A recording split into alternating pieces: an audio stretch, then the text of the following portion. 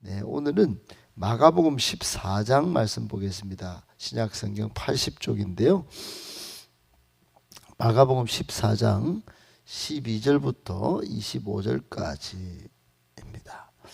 신약성경 마가복음 14장 12절부터 25절까지 한 절씩 교독하겠습니다. 마가복음 14장 12절부터입니다. 무교절의 첫날 곧 유월절 양 잡는 날에 제자들이 예수께 여짜오되 우리가 어디로 가서 선생님께서 유월절 음식을 잡수시게 준비하기를 원하시나이까 하매 예수께서 제자 중에 둘을 보내시며 이르시되 성내로 들어가라.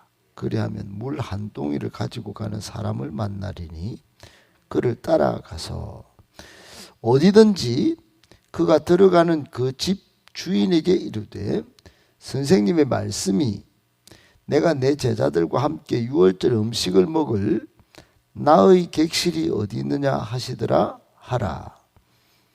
그리하면 자리를 펴고 준비한 큰 다락방을 보이리니 거기서 우리를 위하여 준비하라 하시. 제자들이 나가 성내로 들어가서 예수께서 하시던 말씀대로 만나 유월절 음식을 준비하니라.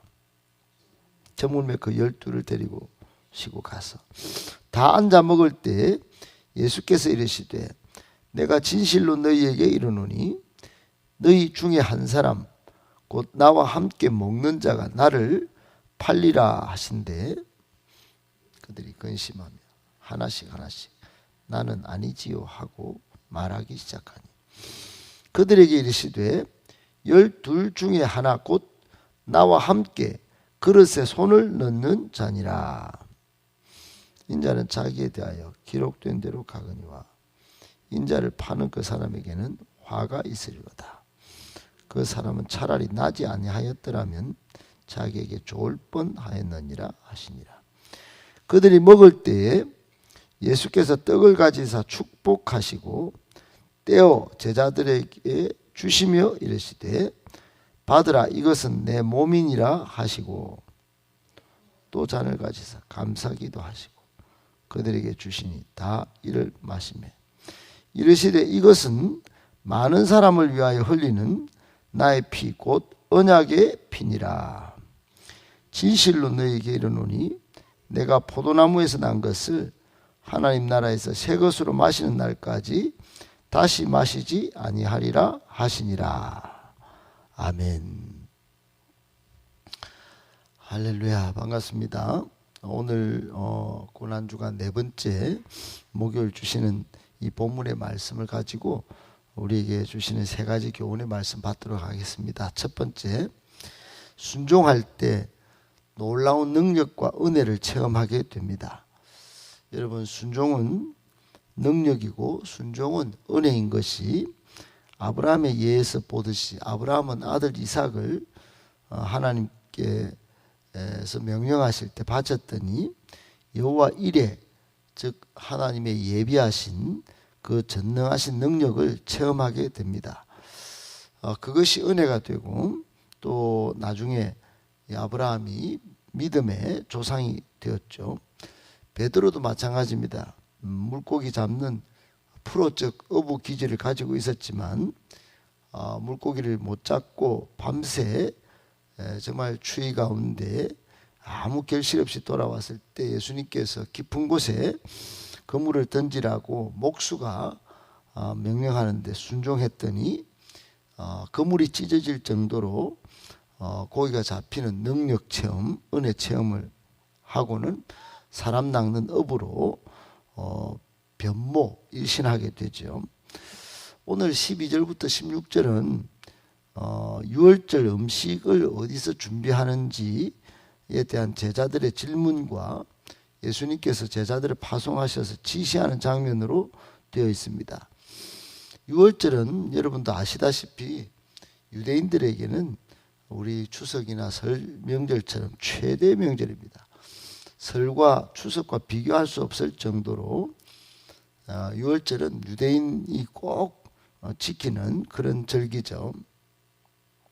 그런데 오늘 예수님께서 성내로 들어가라 이렇게 말씀하시고, 두 번째는 물 한 동이 이고 가는 사람을 무조건 따라가라, 무조건 따라가랍니다. 그리고 세 번째, 그 집 주인에게 청혼을 해라. 근데 청혼을 하는데 참 이상합니다. 내 집, 내가 여기 내 집처럼 나의 객실이 어디 있느냐 그렇게 물어라 하면서 이게 청혼을 시킵니다. 여러분, 이게 참 이성적으로는 참 이해하기 어려운 그런 부분도 없지는 않습니다. 예수님의 말씀의 교훈은 인간적 수단과 재능을 발휘해라 하는 것이 아니고, 그게 아닙니다. 인간적 수단이나 계산이나 자를 재고 또 그 재능을 발휘하고 이게 아니고, 무조건 당신의 말씀만 전하고 그대로 따를 것을 지시한 거죠. 한마디로 제자들은 자신이 만날 사람이 누구인지, 어떤 집인지, 또 마음이 나쁜 사람인지, 자기만 아는 계산적이고 계산이 빠르고 이기적인 사람인지 전혀 신경 쓸 필요가 없었습니다. 아무런 신경 쓸 필요가 없었습니다. 그저 예수님 말씀을 전하고 만날 사람 만나서 들어가서 거기 유월절 준비할 집이다, 장소다, 그렇게 하면 됐다, 하면 된다, 이거였어요.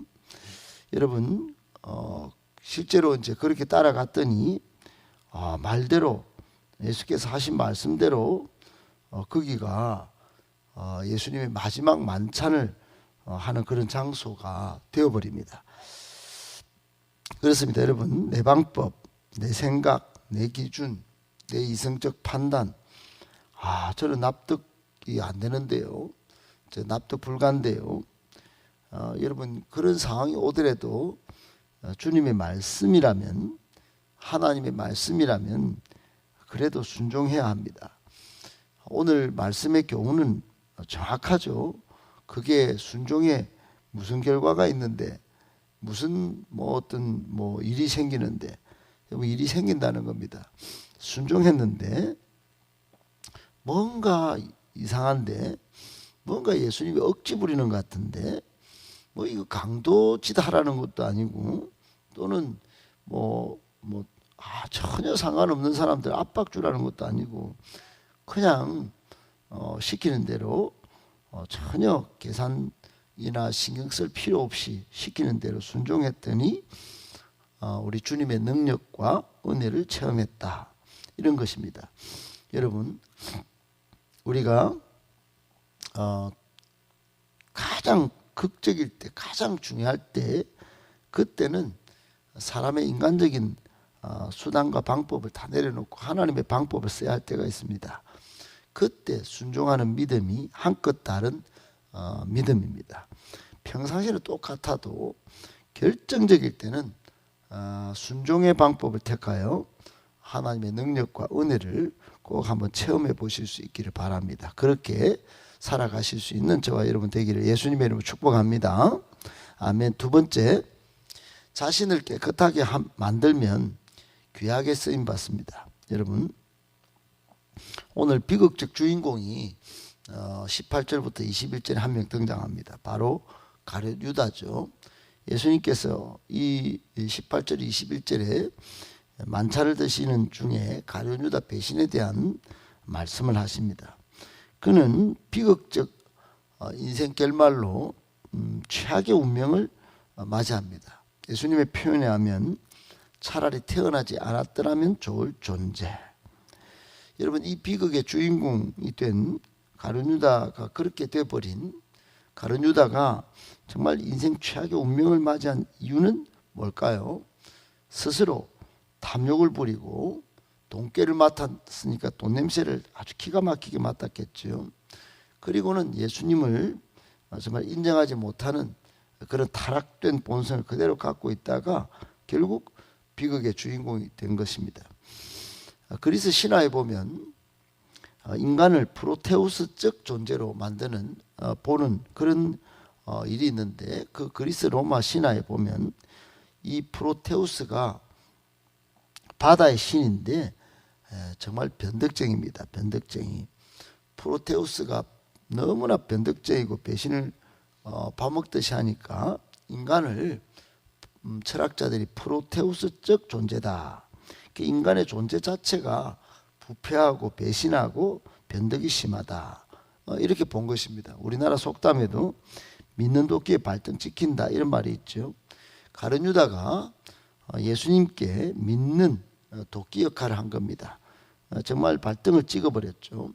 성경도 예레미야 17장 9절에 보면 만물보다 거짓되고 심히 부패한 것은 사람의 마음이다.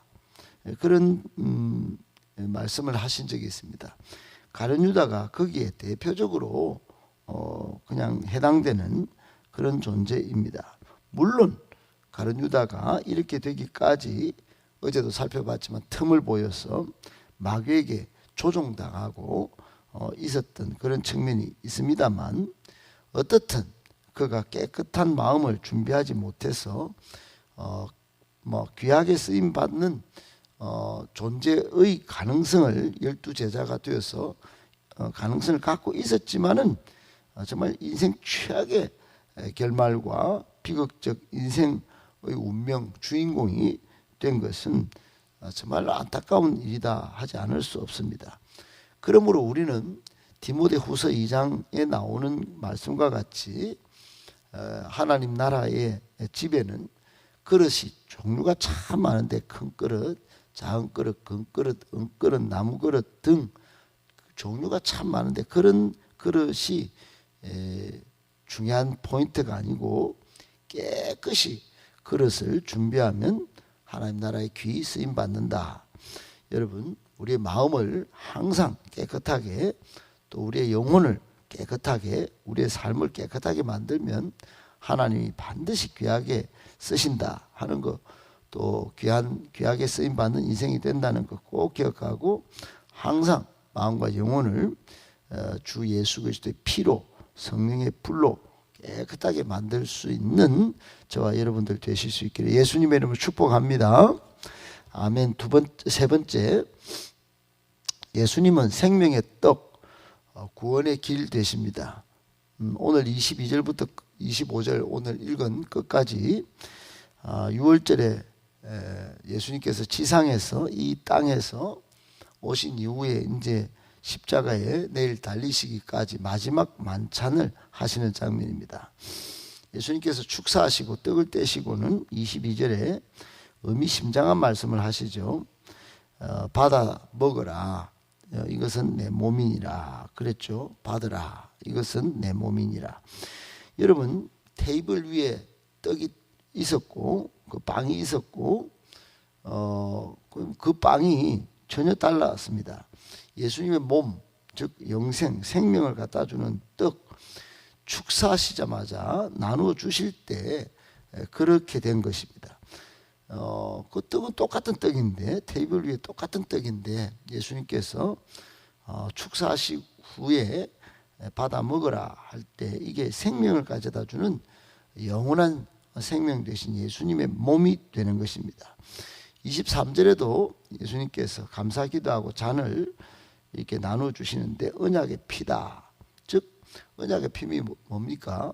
똑같은 상위의 포도주인데 예수님께서 감사기도하시고 나눠주는 포도주, 많은 사람의 죄 씻음을 위한 보혈의 피, 즉 구원을 가져다 주는 인생의 죄 문제를 해결해 주는 구원의 이 피가 되는 것입니다. 여러분, 이제 부활절에 우리 교회는 2번 정도 추수감사절 때 이렇게 성만찬을 하는데, 여러분이 참여하는 성만찬, 여러분 영생을 주는 예수님의 몸을 먹는 행위요, 또 언약의 피, 즉 구원을 가져다 주는 죄 씻음의 보혈을 마시는 시간입니다.